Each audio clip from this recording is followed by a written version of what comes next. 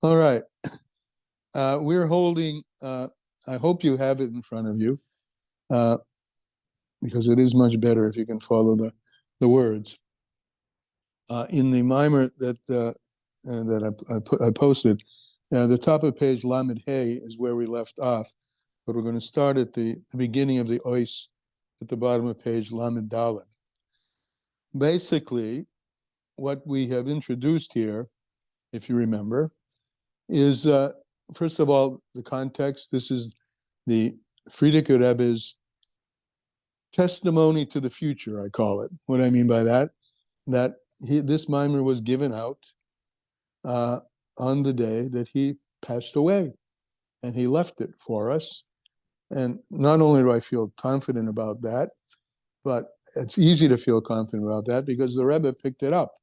Our Rebbe Menachem Mendel picked it up, and every year he said his own mimer on one of the oisius, one of the sections of the mimer of the Frierdiker Rebbe, and that's what we're learning. We're learning the mimer from our Rebbe, from Tov Shin Mem Daled. That's 1984, roughly. That's a number of times the Rebbe has already chazed over the mimer, but this is this time. And what we learned, very simply, it begins, well, let's just quote how it begins. It begins, Basi Lagani Achoisi Kali. It starts with Shir HaShirim, and the song of Shlomo HaMelech, Come to my garden, my sister, my bride. And we talked about a little bit last time the difference between the bride relationship and the sister relationship, even though it's not discussed here. Moshe brought up the question. And they both represent two very deep kinds of love and connection, but very different. Their brother-sisterly love is a much calmer and is more essential, because these people are related genetically, brother and sister, more essential. And the Kala relationship is much more vibrant and more, it's connected with fire. There's a husband-wife relationship. Is a passionate relationship in the sense that it's different from the brother-sister relationship. So, but we have those two relationships with Hashem, where they're both feminine, as we spoke last time, because we're the recipient of Hashem's goodness. Is the fact that we exist is a token of appreciation. We should have give ourselves the opportunity to appreciate the fact that He's giving us life all the time, and we're receiving it.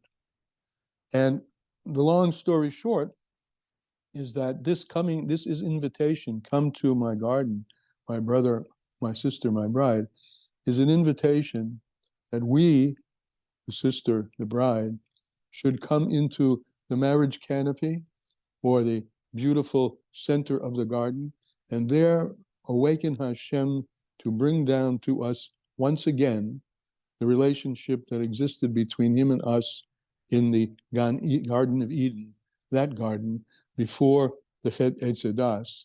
But as we go through this mimer, we'll see that it's a restoration of that, but at the same time, it's an elevation of that. The redemption, the light of redemption is a more intense light than the light that's shown before the need for redemption. I say that again. The light of redemption is a deeper light, a starker light, a stronger light, the light of Geula, than the light that existed before there was any need for redemption, which was not very long before the, quote, Eitz Hadas.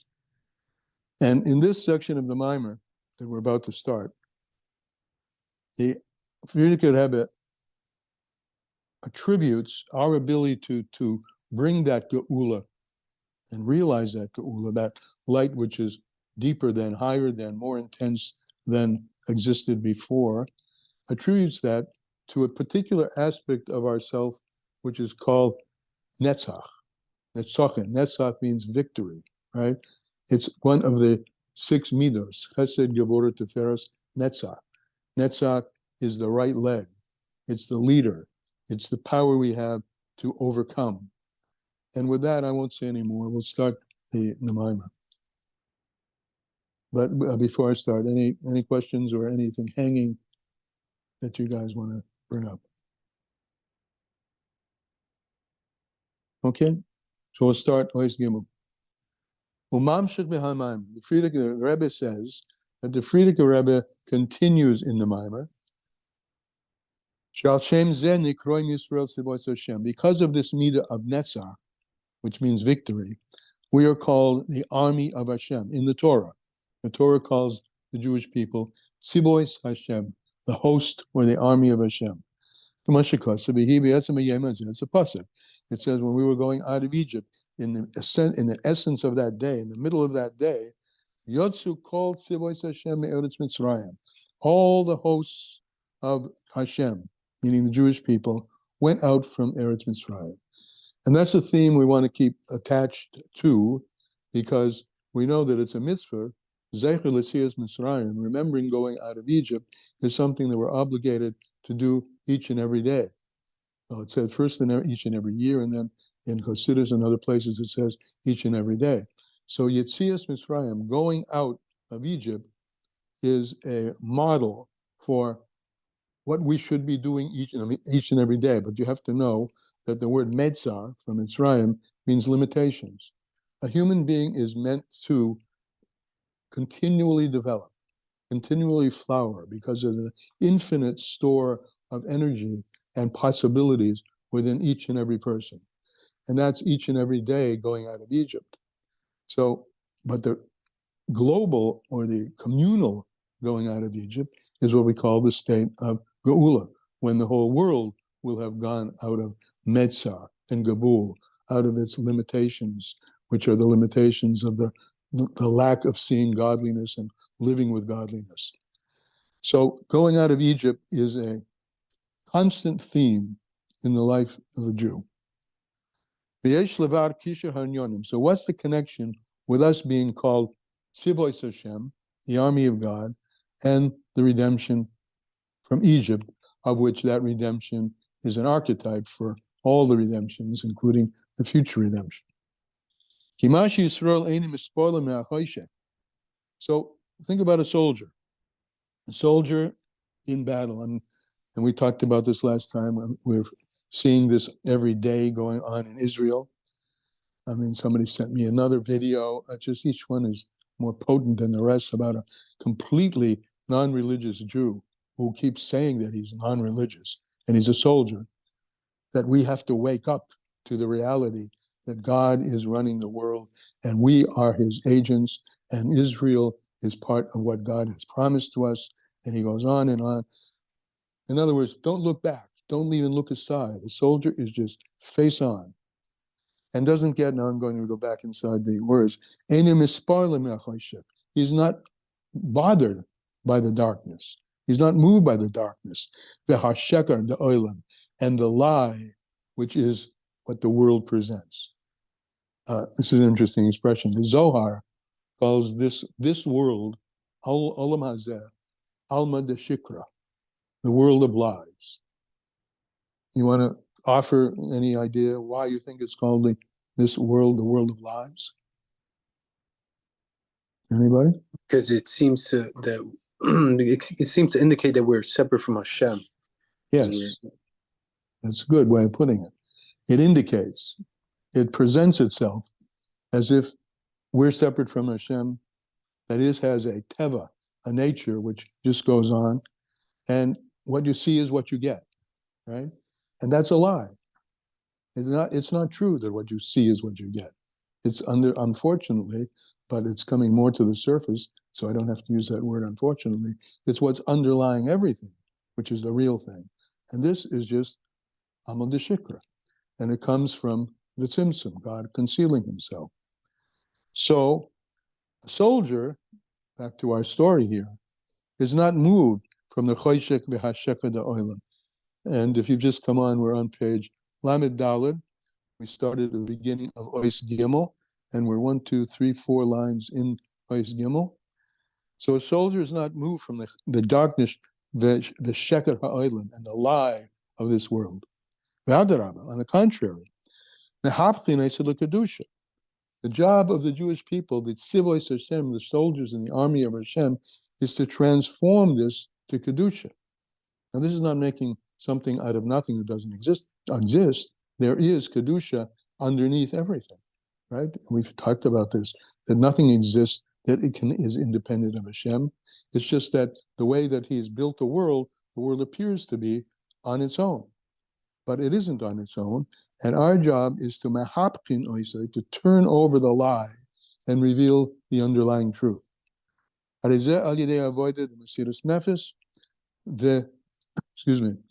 Kabbalah's oil.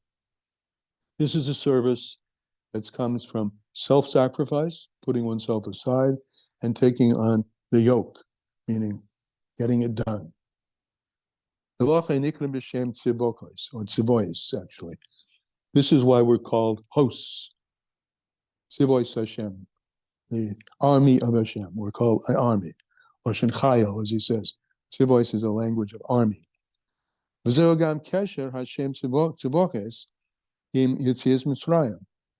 this is the connection between the name Tzivois Hashem, that's the name for the Jewish people, Im Yetzias Mitzrayim. Why does he use that expression in the Torah, that all the hosts of Hashem, all the army, why army, when we went out of Egypt? He says in parentheses, this expression that we are called Tzivois Hashem doesn't appear anywhere in the Torah until we go out of Egypt. Then we have forged into an army. He avoided the Galus Mitzrayim because he avoided the service that we did in exile in Egypt. And in the same way, through all the exiles, which all go by the name of Mitzrayim. Mitzrayim, you see in the middle of that word is tsar, which means trouble, difficult. So and also the word is Meitzar, which means narrowness, right? So every exile that we've gone through certainly has capitulated us into amazing amounts, loy olenu, no, we don't even want to think about it, amounts of tsar, amounts of pain. And each and every gullus was like if this is a world of Sheker, the gullus regimes, Mitzrayim, Rome, Greece, etc. And we can go forward into the gullus, the regimes of this world. Keep us, not only the world is a lie, but this condenses this lie into a dark, dark point. And that's very narrow, straight, Mesar. So all the gullus get the name of Mitzrayim. Al Shem, because Metziras Yisrael is the word tsar.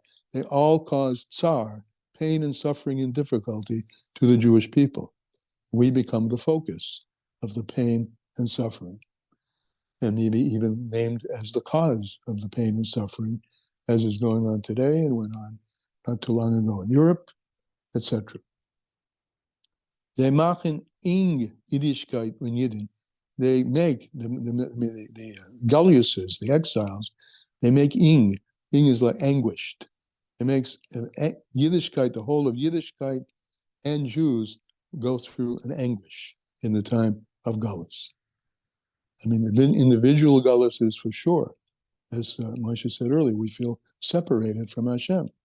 Even if we don't know it's Hashem, as that soldier in the video who doesn't believe in Yiddishkeit, but feels the separation when we don't behave in the way that the Torah wants us to behave, and feels the connection when we do. And that's the way we have to approach the Galus, the Galiuts, the various exiles that we have been in. As a soldier, with Kabbalah's oil, taking upon ourselves the yoke, this is it. We're going to win it. We're not going to turn back from it. And Mesiras Nefesh, and I'm willing to give up everything, my life, for it. Shezehu inyan Tzivos Miloshen Chayil. And that's what it means. Tzivos Hashem, when the Torah calls it Tzivos Hashem, it means an army. That's what an army is. By the way, I do want to repeat that if you have anything to say or comment or want to discuss anything, don't hold back. Part of it, as I said earlier, is for because I like to hear people other than myself talk. Okay, so now we know why we're called an army, and we know, and because we're called an army, it's obvious that we must have been put in a position that needs an army. We are needed to turn this gullus inside out. Then the Frierdiker Rebbe says, the Frierdiker Rebbe goes on to explain why we call the army of Havaya. You see that in italics. Tzivos Hashem, the army of Havaya. This is not the holy name of God. In the prophet Shmuel, Hannah, when she prays for her son, she uses a terminology that a name of God, Tzivos Hashem Tzivokos, Hashem, the Lord of hosts. That's how they translate in English. This that we're using here is not that name, Tzivokos. That Hashem Tzivokos is Hashem Kodesh. It's why it became, from Chana, one of the 7 names, Shayin Hashem, 7 names, Shenim Chochem. We are called the army of Hashem. We are not Hashem Tzivokos, Hashem who has the power of Tzivokos. The Shem Zen is Gala Agedin Avim.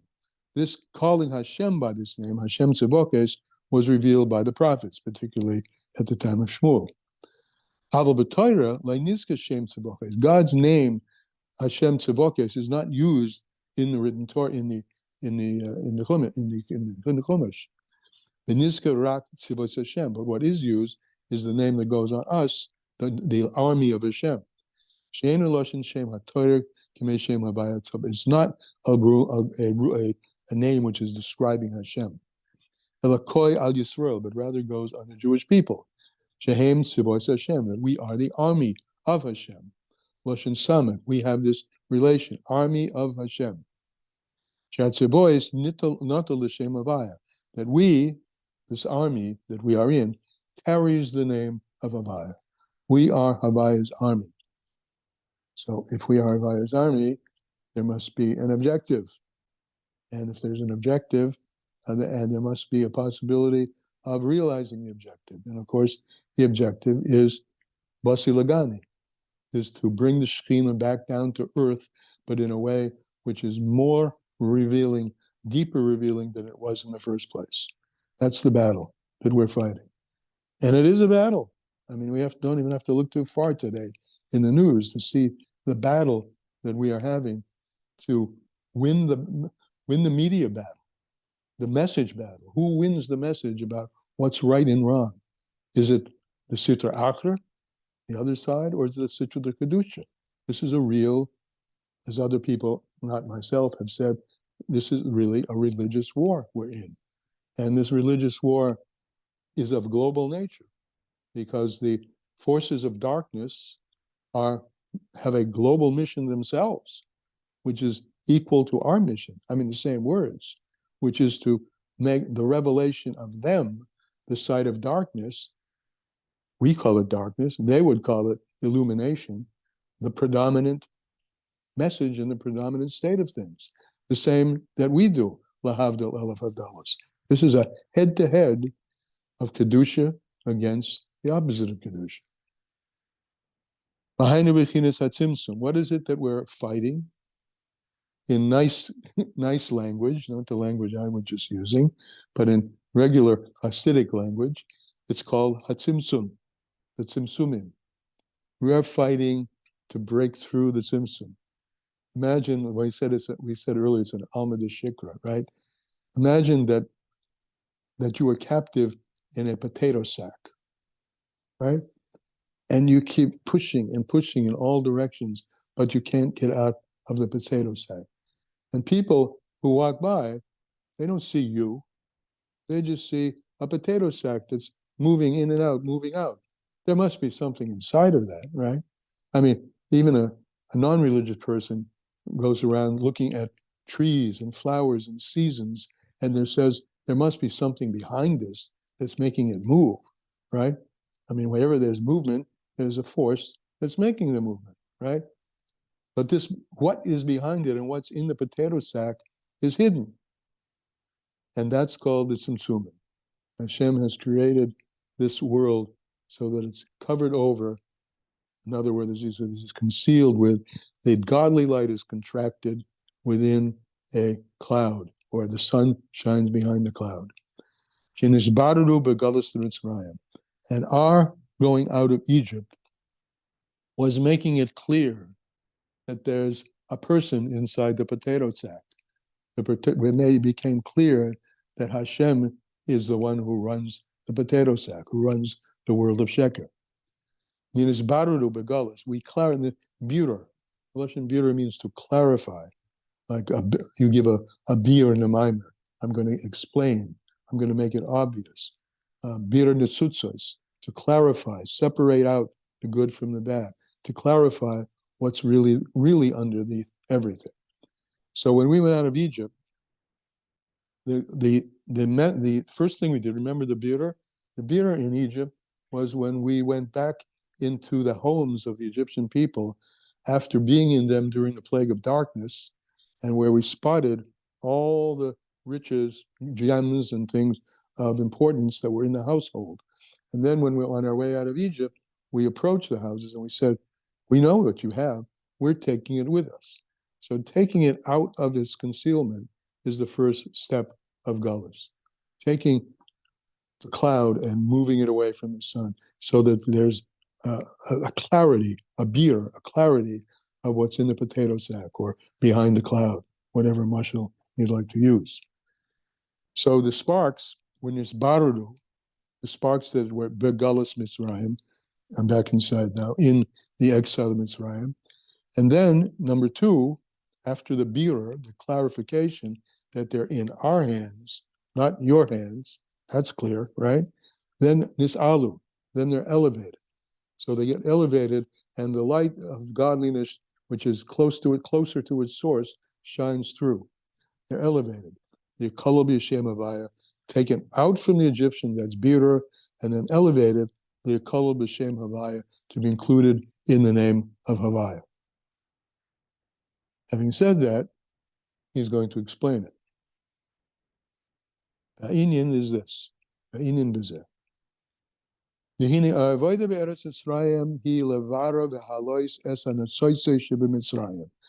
The service that we did in then, and we are recapitulating now in this last Gullus, the avoida, the service that we did in Eretz Mitzrayim, is levara, to clarify in whose domain is this reality, who is in charge of reality. Ulahales, and to elevate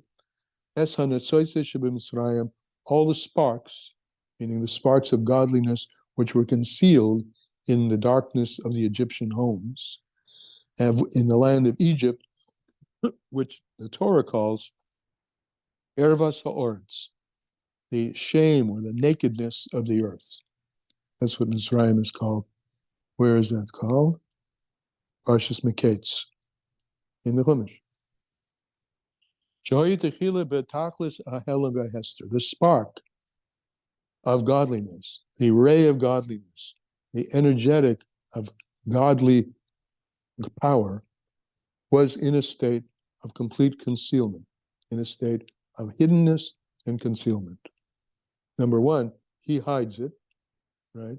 And then number two, the clippers get a hold of it after it's hidden, and they completely cover it. Wait, I have a question. Yeah. Going back just a little bit to us being in this potato sack. Yeah.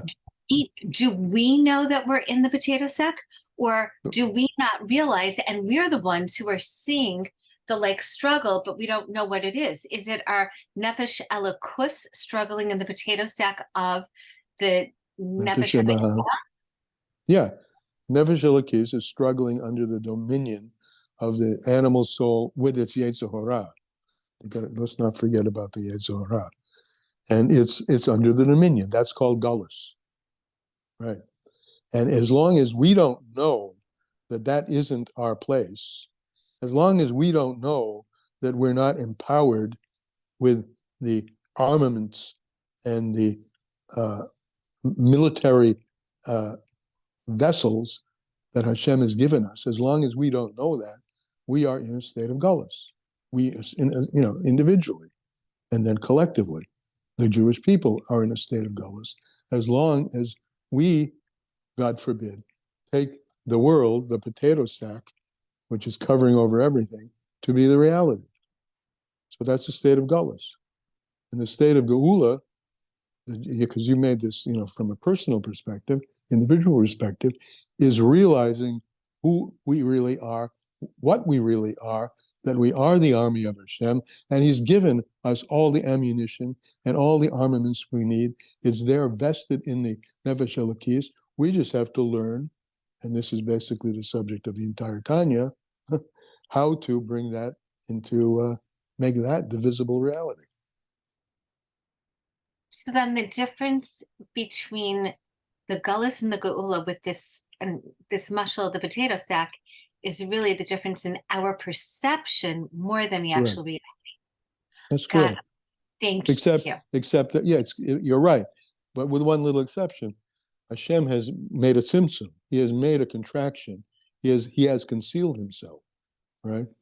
So he's given us the opportunity to be in a position where we have to wake up and free ourselves from the tzimtzum. That's the language that's used in many sforim in Chassidus, that Hashem makes the tzimtzum and He hides Himself, so that's the reality of inside the potato sack, right?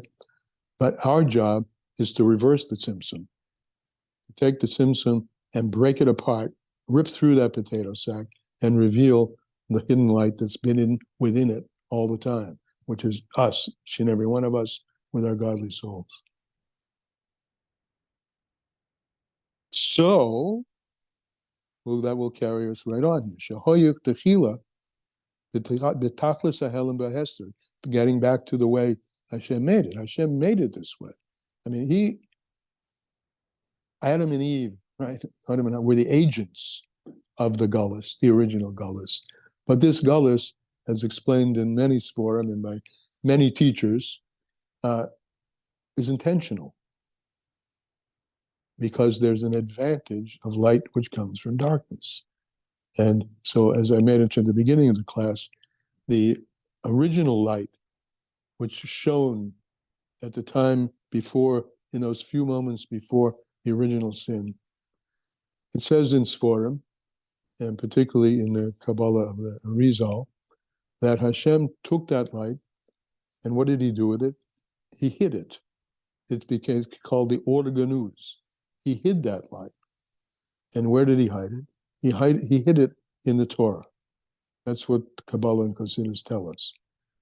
So the Torah becomes now the repository of God's essence. Now we know that from other Chassidus, because other Chassidus explain, today's the Rebbe in Sichos, since I've been around, since the 70s and 80s, made it very clear that the very first words of the Torah, Matan Torah, Anoichi Hashem Elokecha, that word Anoichi, we've talked about this in other classes before, is an acronym for Ani Nafshi Kosvis V'Yehavis. God says, I gave my very self into the Torah. So the light that existed before the Chet Eitz Hadas, is hidden in the Torah. And it's our job to adhere, as we adhere to and observe the Torah and learn the Torah and meditate in it, to free that light from its hiding place and bring it out of the hiding place and reveal it. And that light is the light that Hashem hid away in what we call the Tzimtzum. Now, the Tzimtzum occurred way before Adam and Eve were down here below. Right? The Tzimtzum occurred. There had to be a Tzimtzum for there to be a world, right? Any world. And we also explained in other classes, as explained in Chassidus, that world, Ayin Lamed Vav Mem, Ayin Vav Lamed Mem, Olam, we say in Yiddish, Hebrew, is the main letters are Ayin Lamed Mem, which means to conceal. So He concealed way back at the beginning to create the world of Atzilus and Bria and Yetzirah. And what I'm doing in my hand is deeper and deeper condensations and deeper diminutions of the exposure of godly light until he gets to this physical world, right? And in this physical world, there was a revelation of the highest levels. The Chassidus turned the lights out. And our job is to turn the lights back on. And you could ask, I mean, what is the purpose? And that's what I said earlier at the beginning of the class. The purpose is there's a much deeper light, a much more intense light than existed at the beginning of creation that comes from turning darkness into light.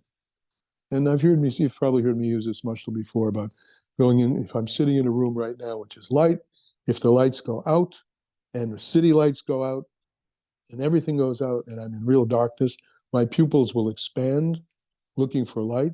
And as soon as you flick it on, the light will be much more intense because my pupils are much more open.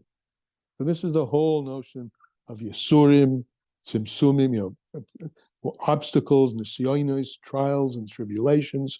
All of that is like turning out the lights and making it darker for the purpose of those moments when you push that aside and the light which you reveal is experienced as even lighter than the light which came before. But at the outset, back inside, so Hashem, when the Chassidus, or it's really Kabbalah, but it's brought in Chassidus, speaks about the Tzimtzum actually is two phases. One is called Siluk al-Atzad, which means he moved himself to the side. Now this is metaphorical, because Hashem is always everything, everywhere. But he created an experience of him not being there. That's Siluk al-Atzad. He moved himself to the side. And then from that place in the corner, so to speak, of a circle, where he isn't, meaning his revelation isn't, he then made another thing, which is miut. He diminished from there a very small light. He took himself aside and emanated a very small light, which gets smaller and smaller all the way down. And that's the entirety of creation. And as our job, as I said earlier, is to reverse that process. So reverse the process of Helam and Hester. Mehine, back inside. Shodesh kol ha'olamis v'historim. What's the root of this? Where does God have the power? Now I'm laughing, smiling, because any power that is, you have to say, has to say he has, because ein od milvado. There is nothing besides him. But we give names to the specific we. Kabbalah, Chassidus, Torah gives names to those mechanisms that he uses in order to create this Alma de Shikra, this world of lies. And the mechanism is the Shem Elokim. That's what he's saying. The Shoresh Kol HaLamas VaHastorim, the root of all concealments and hidings, is Meshem Elokim. Shem Elokim is Gavura. Gavura holds back. There's a famous expression that I like because it in my mind, it encapsulates this whole thing. It's from, I'm not sure what Sefer it's from, so it's not from our Rebbeim, it's from a previous Sefer, before the Alter Rebbe. But the saying is as follows in English. Just as he has the power of limitlessness, he also has the power of limitedness. Because if he didn't have the power of, that's the expression. Just as he has the power of limitlessness, he also has the power of limitless. Just as he has the power of limitlessness, that he's without limit, he also has the power of limitedness. And then I'm saying the reason that's what does that make sense? Because if he didn't have the power of limitedness, he would be limited. He would can only be limitless. So he has them both. The Shem Havaya is the Shem of limitlessness, of effusion. The Shem Elokim is Gevura, of limitedness, holding back. And it's that name which enables Hashem to make the Tzimtzum. And this Shem Elokim by the way, is Gematria Hateva, nature. Right? We said earlier that nature covers up, right? Alma de Shikra is a lie because it's covering up godliness. Well, Elokim is Gematria Teva, nature.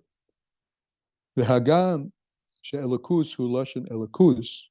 Hagam she'elokim is lashon elokus, even though the word Elokim, that name of God which is Gevurah, is also a name for godliness, right? V'hurak b'gematria hateva, and as we said, it's the gematria of nature. And ushiyoser elokus hu boy begilis. So what does it mean? It means that godliness, that's Elokim, is coming in a form of, it should be coming in a form of revelation. But this godliness is being concealed. It's concealed godliness. It's still godliness. There is nothing which at root isn't godly. I don't know, I think I've said that too many times, right? But that's it. Ein od milvado. There is nothing besides him. But he appears, sometimes the word is he dresses himself in, but or he emanates in different ways, in a fusion and the opposite of a fusion, in gilui, revelation, and a concealment. So revelation is godliness, right? Is bechinas gilui, but it's called elokus. It's a revelation which is concealed. As he said, Masha Enken, inin hateva, sheboy hu behelam. So nature, which is on the contrary, a concealment of elokus, shorosh mizoshin behav gematria, as we said before, hateva is gematria elokim. Makol mokem, harihu shoroshu mokar leteva. This name elokim, it's a godly name. It's a name of godliness, which is the source and root of nature, which conceals godliness. And that's the idea of Elokim and Elokus. It's godliness, Elokus, but Elokus is Elokim, which is Gevurah, and the accomplishment of that is that the godly light comes with many contractions, many condensations and contraptions, halamas vehastorim, concealments and hiddennesses beyoser, with a lot of them, a really thick darkness. I mean, that's everything in the world. I mean, you touch it, you feel it, and that becomes the reality as you grow, as you come out of the womb, right? Things are things. Only later, as you develop your nefesh elokis, do you begin to get a sense that things are not independent things. They have something that's brought them into thingness, right? Shezeu inyan hateva, but teva is the notion of covering up, alma de shikra. And here we have an interesting linguistic little teaching. The word teva, which is nature, miloshin tuba ubi yamsuf. You see that word tuba u? Do you know when that word would you tuba ubi yamsuf, what it refers to? Anybody know? When drowning? When the Egyptians sunk into the Red Sea. Right. So nature, tuba u, is a sinking. It's a covering. The waters are covering them. The reality of godliness is completely hidden and begins to flow over them as they get down, down, down into the darkness of the sea. That's teva, sunken into the sea. That's nature. Sha'or hu mutba b'ha'ester. The light is sunken in the concealment b'ha'helam and the hiddenness b'yoser maximally, most. As it explained, this is the 14th year. In the 13th year, which is the previous chapter, this is explained at length. Amnam, however, avoided is a voice of Aya.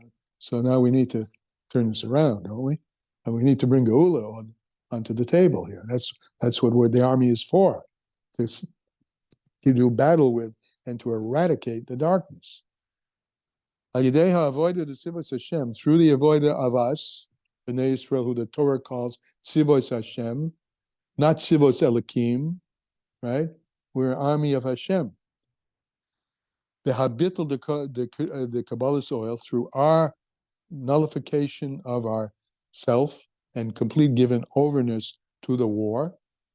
Tzivos Meloshin Chayil, host is the language of army, that we, Misbaradim Hanatzoitzes, we have to clarify, bring forth the sparks from their captivity, Umisalam Kedusha, and elevate them to Kedusha. V'hainu, what does that mean? Shiotzi mitachlis hahesed v'aniklalam b'hagili d'shem avaya, to take them out of the ultimate concealment and re-include them. They've never been removed, but they've been covered over. But make it obvious that he's calling include them in the revelation of the Shem Havaya, which Havaya is called Tzivos Hashem. Which we are called Tzivos Hashem, the army which reveals the Yud Kei Vav Kei. Remember what I said earlier? Havaya is the name of expression, of extrusion, of coming out from inside and revealing yourself, right? And with openly. And Elohim is holding yourself back. So when we're Tzivos Hashem, we're the army which is created by Hashem to bring forth his revelation. Shelamayla Ma'ateva, the revelation which is that level of reality which is above nature, above being sunken into the concealment. V'seder avodahu, and now he gives us a teaching about what we're supposed to be doing.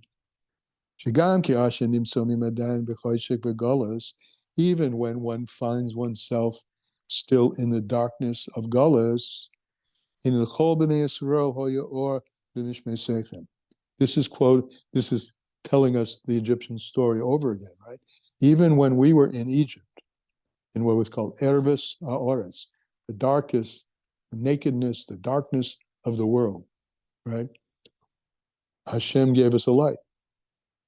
First it was dark. He brought Choshek, the plague of Choshek, and he made everything dark, except there was light to us. And we could go into, and we went into the homes, and we found the precious jewels and things, which are metaphoric for the illuminations of Hashem, the sparks that need to be brought out of the darkness into the light. And when we went in, there was light in all of the dwellings. And not only just amongst our own selves, our own Jewish people, was there light. In any place that a Jewish person, this is back in Egypt, right? As we're going out, in any place where there was darkness and where a Jew entered, the darkness turned into light. So, I mean, look, that was a miracle. But one can say this very, very plainly. In any place or any time that you and I and us touch and get in touch with our Nefesh Elokis, we have touched and turned on a source of godly light. The only question is, what's the pathway? Or what are the pathways to be able to do that? But that's what functioning. We're basically turning on the light switch. Hashem turned on the light switch for us there. Hashem will help us here also in this exile to turn on the light switch, but he's empowered us to do it. And even if when we're in the house of the Egyptian, in other words, even let's talk today, in the world where the message is and the media is captured by everything which is not Kedusha, right? From woke to Islam to, we don't have to name all there are just many of them, right? Including the media itself. Palaces of darkness, right? So even then and there, when we are in Bebeisei Shel Mitzrayim, we're in the house of the Egyptian. That's the world in large pretty much today. Hashem is a light to us. Hashem gives us the power to turn that inside out, break the potato sack, turn it all, and have the light shine. So, and this was something that occurred, and this was why, remember, Zecher L'Tzias Mitzrayim. It's brought in its form that Zecher is the simple word Zachar, which means the male, masculine, and memory. Memory has a power. Like the Zecher, the male, it fuses seed to the feminine recipient. But memory has that power to effuse and to shine forth something and bring forth out of a state of hiddenness something which was concealed. That's memory, right? I didn't, oh yeah, I remember. Yeah, now I see it, right? Before you didn't see it, and now you do. I remember. Thank you very much. Remember who we really are and what we really are. Remember that we are a nefesh elokis, that God invested in a nefesh bahamis in order to turn that nefesh bahamis into a powerhouse for exposing godliness. So while we're in the house of Egypt, while we're in the throes of the negativity, know that we have a power to turn that negativity around, even when they are the Beis Shel Mitzrayim, in the house of the Egyptians. Because then in Egypt, when we were in the house of the Egyptians, back inside, the light radiated to us, to our Jewish people when we were there, the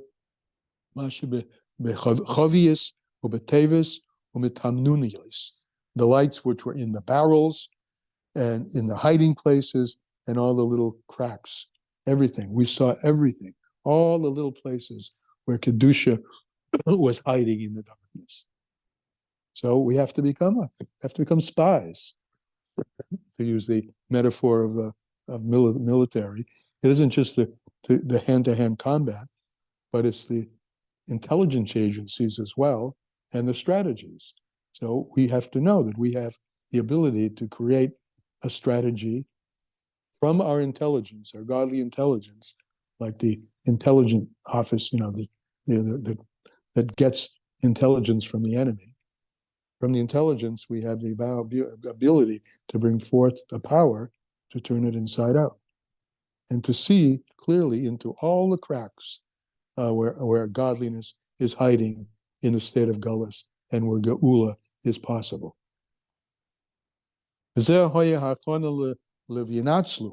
Right? This going into the homes of the Egyptians, when the chayshik was on everything, the darkness was on everything, and Hashem gave us a light. This was a preface to a preparation to v'yinatzlu es mitzvim. We emptied out the whole of Egypt. We mu'avara, that's the word beer. We took away from them, moved it into the side of Kedusha. Birak, and these usually were not birak. We clarified, we explained, we shed a light. We took it out of the hands of darkness and put it in the hands of the children of light, into the hands of the Jewish people. Birak kol nitzotzos shehoy b'Mitzrayim.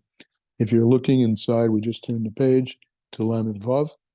We took away, clarified, brought into the light of day, so to speak, all the sparks of godliness which were concealed in Mitzrayim, in the narrow straits. And after that, Gam Biza Hayam. So Biza Hayam, we also had the rectification, the clarification, the emptying out of all the treasures at the sea, and when they crossed the sea. And the treasures that we found there that were in the hands of the Egyptians and when they were pummeled in the sea was even greater than the treasure we took out initially. So, you could look at this in a very optimistic way, and I like to do that. Turbulence. This world is in a state of big turbulence right now, and that turbulence brought forth the prizes that were the prizes which were much more valuable than the prizes which we took out of Egypt when we just walked out. Because those sparks, which we weren't able to clarify, bring away into the hands of Kedusha beforehand, because they were very deeply hidden. These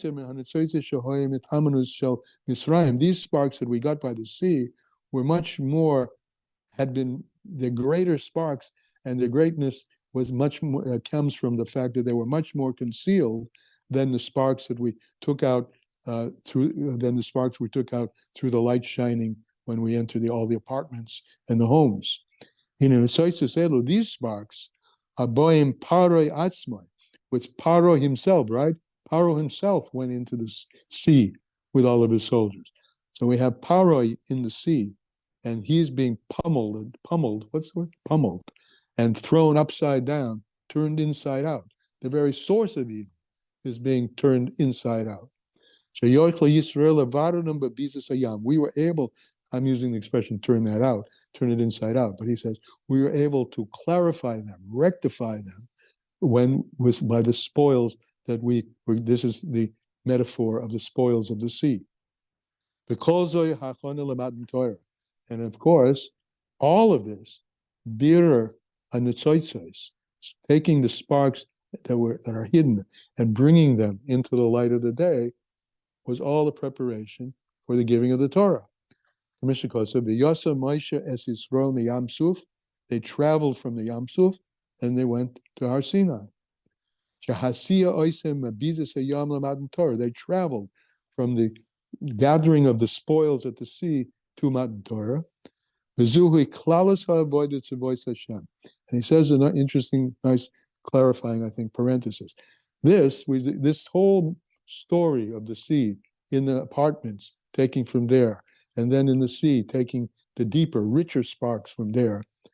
This is the whole avoida of Tzivos Hashem, of we Jewish people. Legalis ulabara ulahales, 3 words. To reveal, really take a look and see where the sparks are. I think it's pretty obvious where the sparks are. Where you find the most darkness, you'll find the greatest opportunity. So spy out where the sparks are, and lavara, and take them out of that darkness into the light of Kedusha, ulahales, and elevate them, whether the netzoitzes, all the sparks, shohoye b'tachlis hahester, which are in the ultimate concealment, right? There's concealment, tzimtzum, that makes creation, and there's deeper and deeper and deeper concealment. And the deeper the concealment, the deeper and richer the light which is contained in it.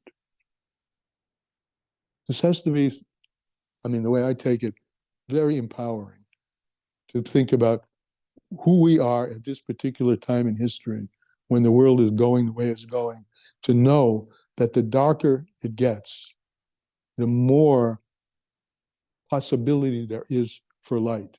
One metaphor that's used in Chassidus that comes to my mind, I don't know if it's the best one, but it comes to my mind, it's used in Chassidus, is the metaphor of a slingshot. A sling and a shot. The farther you pull it back, we'll call it pulling back, pulling it into the dark, hiding it, pulling it toward you. You really want it to be out there, but for the moment, you're pulling it back. But the farther you pull it back with that tension, when you let go, the farther it flies ahead. So proportional to the dark of the darkness is the light of the lightness that can be revealed from this last moments of Gullus. And through this, what we just said here, taking the negative and turning it into positive, finding the light in the darkness. Through this, that is the process of why we were of fulfilling why we were created, which is to make a dirleis bor b'tachtonim, a dwelling place in the lower world. And if you remember the sikha that we learned together from Nun Beis, I think it was, I'm not sure, Nun Aleph Nun Beis, maybe once you remember, he talked at length about the women's role in the house, the dira, and very appropriate to be talking about this now, because it's Adar, which is the same root, dar, daled resh, which is door, dwelling place, and Adar, this is also something that's brought in Chassidus, is the Aleph Dar. In the month of Adar, the Aleph, who is the Alufa Shel Olam, the one who is the master of the world, dwells in an open way. That's why Kisheniknas Adar Marvin B'Simcha, because there's something about this particular time which has a natural ability to shine forth with godliness. And this shining for them, this is called the Dira. And in that sikha that we're learning, the woman is particularly associated with the Dira, and because she's the home. That's another little thing considered Aleph Beis, Isha Besa. The wife is to create the home. The home is where all of the chinuch, all the education about a Jewish life is really given over. It's not in the yeshivas. It would be better, it would be nice if more of it were given over in the yeshivas, but really the home, the dira, and the Rebbe says in that sikha that the dira of Hashem is made when you beautify the home. The more you bring beautiful candlesticks to your Shabbos candlesticks, not just ordinary ones. You get a nice kapata, you get a etc. etc. You beautify the mitzvahs in the place where you dwell. That's called making a dir leis baruch, a place for God. Because what you're doing, all the things you're doing with your beautiful candlesticks, is I'm putting more of myself into letting kedusha shine forth. And that's what we were created for, to go back inside. Nasa dir leis baruch b'tachtonim. It's from a midrash. I don't remember which midrash. I think it's Midrash Tanchuma, but don't quote me on that. Our whole existence and the reason we are created is to make a dwelling place for Hashem in the lower worlds. And he says, B'tachtonim mamish.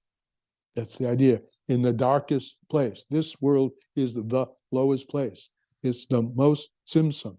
It's the most covering. It's the most sheker. Alma the Shikra Zohar called it. It's the most deceiving world of all the worlds, because its godliness is most covered up with it, right? So, but we are created to create an illumination of Shem, in this lower world. That's where Hashem's whole intentionality is. Ubeloshin Kavod Kadosh is Admon Azokan, like the Alter Rebbe says. He's the one who added this famous phrase. Midrash says, a dwelling place in the lower world, and the Alter Rebbe adds, this place is a world which is no other place is lower than it. And guess what? Therefore, no other place is the place where the light, which is brighter than all lights, can come from. That's our hour for tonight. So we're going to stay with this for a while. It's not that long. If you guys want me to speed up, I can speed up. I think we have to learn it till we come away with. Oh. Any questions on it? Comments? Ideas? Thoughts?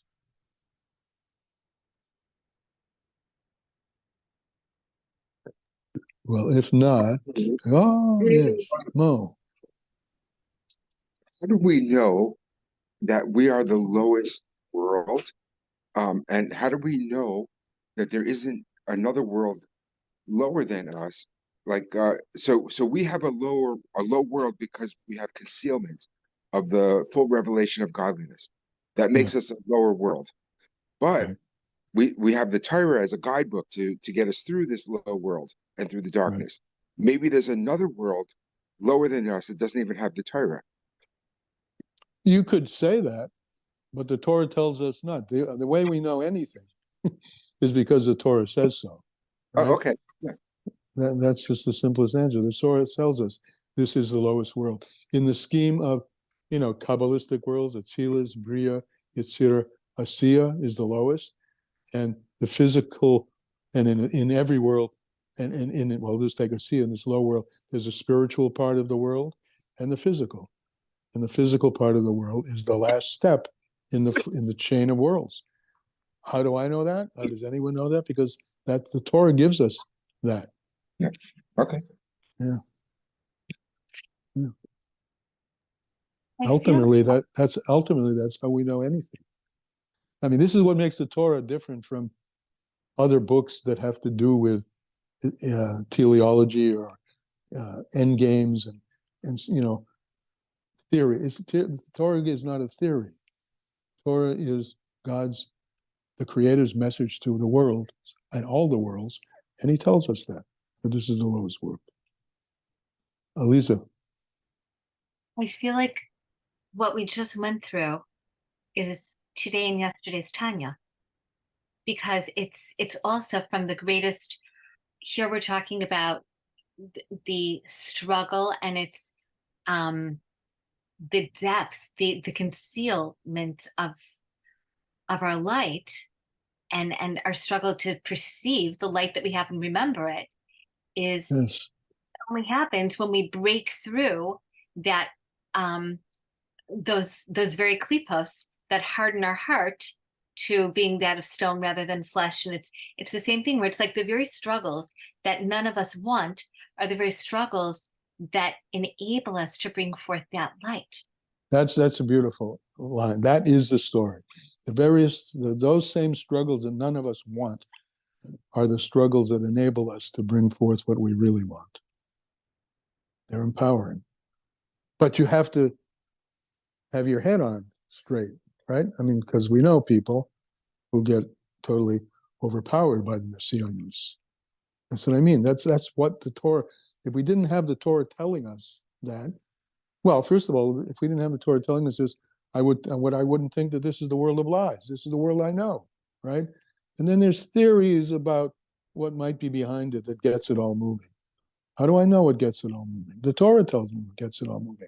And that same Torah tells us, number one, the fact that you said, that this is the darkest, that the Nisyonis are for the sake of bringing out a much stronger energy. And the Torah also gives us teachings how to do it. But without that, or some teaching that is Torah true, even though it may not be Torah, there are methodologies in the world that are true al pi Torah, even though they don't present themselves as coming from Torah. But without those things, a person could be crushed. And God forbid, some of the people are crushed. When Positivity. Go ahead. you're using the word crushed, so it depends what a person does with what appears to be crushing. Because when we take that shemen zeis zach, Chassidus lemoyer. Yes. so we can use it la'alos hanyer tamid. And in Parshas Tetzaveh, what Rav Shimshon Raphael Hirsch says is that we should grammatically be saying lahadlik, to light, but we say la'alos, to go up. It's an active choice. It's an active verb. We have to actively perceive our choice to go up and take what was crushed within us through that challenge and say, I'm bringing out the light, to go light that in your tamid. Well, you're right on, and you missed just one little piece that the Torah says, Chassidus lemoyer, that the olive is crushed in order to shine. Chassidus lemoyer, it has to be crushed. And so, so it's teachings like that which give us the strength to see what could be perceived as totally negatives as having a positive value. But we need those teachings, and we need to practice seeing things through those positivistic kind of eyes. But the teachings are there. That's, thank God, why we have the Torah. To make sense of this darkness, and to realize that that's ultimate sense of it is the light that's hidden within it. Otherwise, well, the Gemara says, Rav Yaakov said, if it weren't for the Torah, if not for Hayoma, not for this day, he says in the Gemara, which was Matan Torah, there would be 1,000 Yosefs in the street. I would be no different than anybody else. But the Torah makes me different because it's giving me an understanding of the capabilities I really have, and the reason I was created to bring forth those capabilities. Shana. Sorry, there's some background noise, but I wanted to share two things. Can you hear me? Yes. Okay. First of all, I was thinking about when it's dark, we often are the most sensitive to light. A little bit of light is sort of like someone who came before us and left one little tiny drop, a trickle. It really stands out. Like when you're on a new path in the dark and then you see like just a little bit of light from someone who built a house on the way or a lighthouse or something. So that was sort of a visual I kept having while we were learning. I came a little late, but This Okay. idea that either we are the one who's leaving the little light particles on the wafer who comes behind us, or we're following, sometimes, like you mentioned the Torah, we're following a light path of those who came before us. So Right. that is, I don't have the full words for how deeply I'm like thinking about it, but it's like a visual. Yeah, I And get then it. the other, you got it, okay. And then the other idea is kind of like I think there's like, I was learning some Kabbalah recently from the Zohar, and it was talking about how there is an angel called Adiria or something like that. And it actually is responsible for, there's like a feminine side and a male side, and when they come together, then light comes. And it says that that the letters of Aleph, Daled, Nun, and Yud for Hashem's name is the female side, and the Yud and the Hey and the Vav and the Hey is the male side. And when they come together, when we make Hashem master, basically that is when the light is revealed. But it's able to stand in the concealed light. Like, in other words, it's like I just remember this teaching from it about, it's from Pekude, so it's not even this parsha, but I lost you. idea that, I lost you. Could you go oh, back just to the names, the different names in the oh yeah, letters? yeah, I lost you. sorry. So what it was saying was that there's two angels. One of them is like a feminine angel, and one of them is a masculine angel. And they Okay. represent the desire from above and the desire from below. And Okay. what this causes is, it says there's a garden from Gan Eden, which all of our souls come from, either to become female or male, depending on our disposition. And Right. that, where does the light come from is when the letters Aleph and Dalet and Nun and Yud from Hashem's name, and then Adnoi. that's the feminine, yeah, and then the masculine is Yud and the Hey and the Vav and the Hey. Avai. When the spirit strikes the other spirit, which they have the angelic names for them, one of them sounds like what you said earlier, like Adar, Dira B'Tachtonim and Yeah, Adira, or Adar. something like that. Yeah, Right. mixed together. So I remember learning that it was saying that the male and female, when the spirit strikes the other spirit, in other words, there's a complete soul. When a husband and wife are able to be Yeah. like a female and male, that's when the light is revealed. So if we're doing that with Hashem, then our desire from below is godliness itself. It's like an angelic force. It is what illuminates it basically is hidden, but it's already bright. It's like lit up, but it has to meet, it's like the female socket and the male when you plug something in a wall, and then I it get could, so yeah, okay. I don't really have the words, but this is very I deep know. stuff. It's very interesting, Well, and I'm making connections with parts of my life Okay. where I'm It learning. creates a flow. It's like, like you mentioned electricity in a socket. The electricity's there, but it's not useful, realizable, sensible, meaning you can't sense it until you make the connection. And so that becomes a very big idea, which you're kind of getting at in Chassidus. The arousal from below affects an arousal from above. Putting the plug into the socket allows that flow of electricity that's been wanting to come and shine to come out. So we have lots of metaphors for that, and you're describing one of them. All right. Anybody else? We lost somebody. And I wanted to say a b'chein. What? A b'chein. Yeah, Yes. for me, that just before it gets noisy where I am. So the idea that I guess that I'm learning is that sometimes, like today, visualizing this, I feel like sometimes things are not where they appear. Like the light here now, like I said, like you're traveling and you think that like it's dark, but really there's light pockets that are leading us. So like sometimes there's some light or some signal or some cue, and it appears in one place, but it's here now. Like it may seem like I'm doing it over there, or like someone over there is having the impact, or something somewhere else. But the effect is happening somewhere else. So just to kind of like, just to spend my linear thinking that I did this here, it should happen in this place, or that their enlightenment should be over there because that's where the effort was. Sort of opening, I guess, like it's too deep for me. It's too deep for me. It's simple. I just don't know how to say it. Okay. Shana, if I may, I think that what Shana's talking about, like, for example, we all know that we daven for different things. And sometimes we're davening for what we need or what someone we know needs, but it doesn't mean that Hashem is putting the tefillos right there. Hashem is putting the tefillos where they're needed. So we may be doing something that brings about light. Hmm. It doesn't mean that the light is exactly where we thought it was going to shine. Exactly. Ooh, Yes. very good. In one room, but really Hashem, who has all the fuse boxes everywhere, is Right. very Yes. Very and good. Very good. Okay, but how about a real Bechain? I mean, that's a Bechain. I mean, in a Bechain is so what? Based on what we've learned tonight, what difference will that make to the next moments? That I'm still gonna do it, even if the light doesn't shine in this room. All right, I'm that's a still good gonna one. make actions, yeah, and lower my expectations of like instant gratification. Okay. Anybody else? I like that. I think that I'm going to be focused on, or at least do my best to be consciously focused on the fact that even when I'm struggling with my Yetzer Hara, that that's what I'm meant to be doing, and that all of the struggles that I have within, my internal struggles, because I can't control any of the external struggles when we talk about like the darkness of the world, but I can do something about whatever's dark in my own potato sack.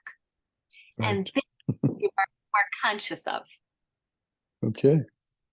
Beautiful, guys. Thank you very much. And see you next week. Yamir Tzashem. Thank you. Bye-bye. Thank you, bye. Shavua tov. Bye-bye.